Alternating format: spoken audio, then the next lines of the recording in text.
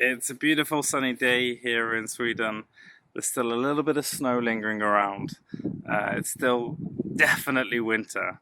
So I've come out here to the beautiful countryside today, and I'm going to meet Marlon, who you can see just coming up behind me, and she's going to show me how a Swede enjoys the great outdoors in the winter. Let's go meet her. Hello!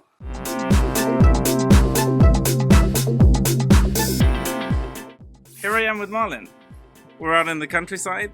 And why am I meeting Marlon? Because Marlon was one of the first people to get in touch with me about the Becoming Swedish project. We knew each other already. Marlon is a great photographer here in the Stockholm region. And she said, well, what did you say? I said that you should do outdoorsy stuff in the winter and get the cold feet, by meaning the literal meaning of it.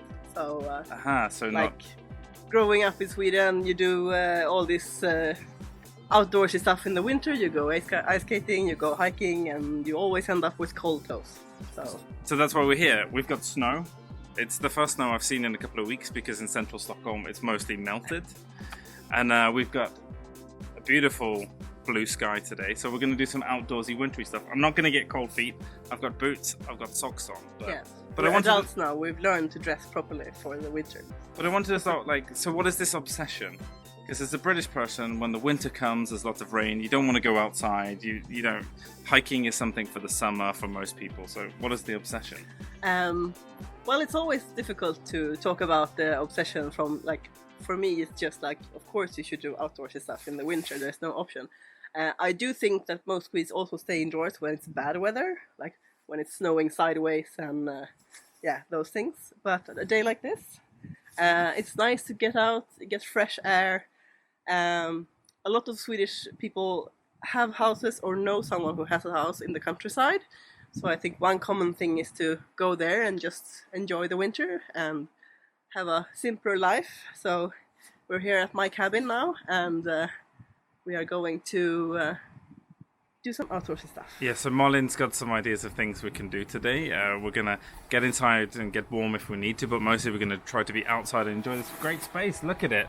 It's like if this was Stockholm, there'd be 20 apartments in this space right now. So right now we are in Roslagen, northeast of Stockholm. This is an area where a lot of people have summer houses, but as you can tell, you go all year round, not necessarily only in the summer. And in this area we had a big storm recently. It was the storm called Alfrida, and it was the worst storm in I think 30 years. So we have a lot of wood to take care of. As you can see here, we have trees have fallen, and it's a lot of work to be done. So what I was thinking we should do today with Tom is that we should learn you how to start a fire. Because whatever you do in Sweden, when it comes to outdoorsy stuff, you should be able to start a fire. And then we're going to take care of some of the branches and stuff that we're not going to save for firewood, that we're just going to put on the fire and make it vanish. And then, of course, we're Swedish, so we're going to finish with some fika, but we're going to make fika on the fire. Great, yeah, so it's going to be a mixture of fun enjoying outdoorsy winter stuff, but also a bit of work to make us enjoy the fika at the end.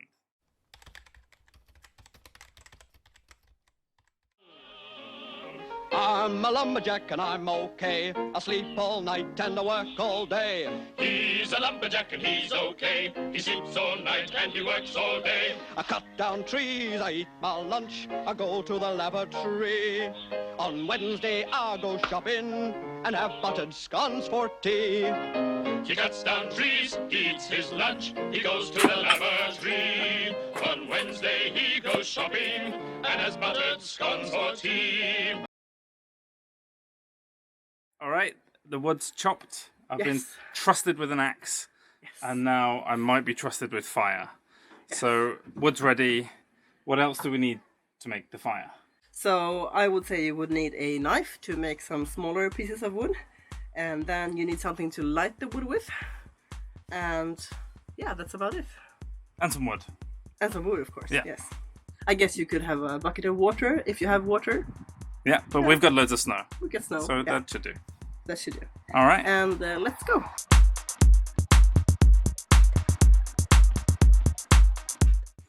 So when you want to start a fire, you need to start small. So you need lots of small pieces and then something to light it with.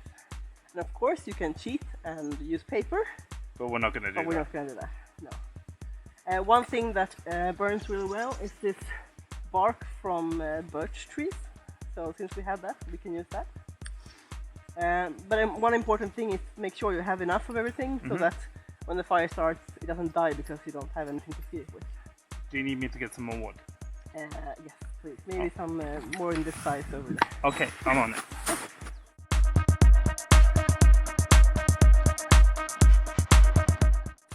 How's it going? I think it's going well. We have a lot of small stuff to start with. Yeah. So, and then slightly bigger stuff to put on when this is going, Okay. and then bigger stuff when that's going. So maybe we should try. Yeah. Great.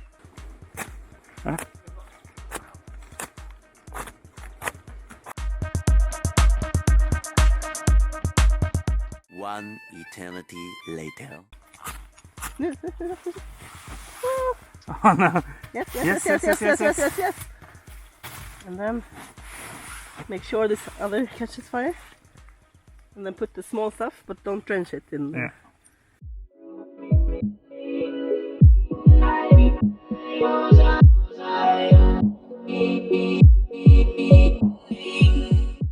So now we've grabbed some of the chopped down trees that have fallen over here in the corner.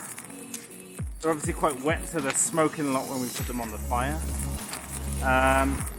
So now we're just trying to burn off some of this garden waste that needs to go, and eventually cool the fire down so we can cook some. Cook something on the fire. Put something on the fire. Yeah, but right now it's a bit too flamey, so yeah, we'll wait a little while.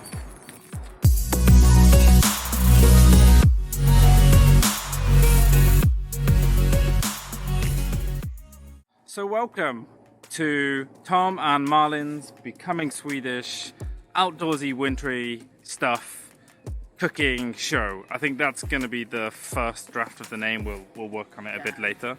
So now we've found the wood, we've chopped the wood, we've burnt some of the wood, the fire's going, it's starting to cool a little bit, we're starting to get some embers. It's time for us to enjoy it and to enjoy our hard work. So Marlon has some classic campfire food that she's going to show us, and the sun is setting now here in this forest, and we're going to try and warm our tummies and pat ourselves on the backs for getting all that garden clearing done. So Marlon, what can we look forward to? We are going to make the classic hike banan, which translates exactly like that, hike banana. And what you need with that is you need bananas, and you need chocolate. And if you want, you can put other stuff in it. This is the basic original recipe, I would say. People argue if it's a delicacy or not, but I promise you, after a hard day in the woods working, it's very nice to warm your tummy with some warm banana and chocolate. So we're gonna put the chocolate in the banana and then put the banana on the fire, and it will all be a warm, mushy, yummy mix afterwards for us to enjoy. That's really good. Well, that's it. This has been Becoming Swedish, and thanks a lot for Marlon. We've been doing outdoorsy wintry stuff here just north of Stockholm in the forest. We've had a great day.